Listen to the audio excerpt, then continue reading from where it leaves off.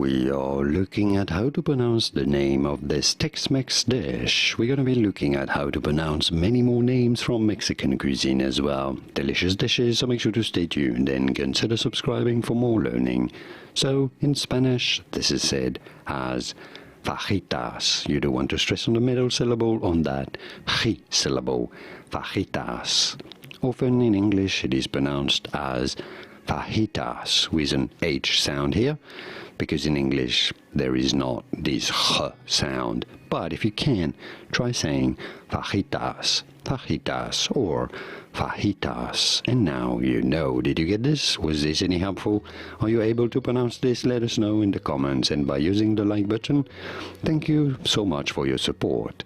Here are more videos on how to pronounce more interesting words and names from Mexican cuisine.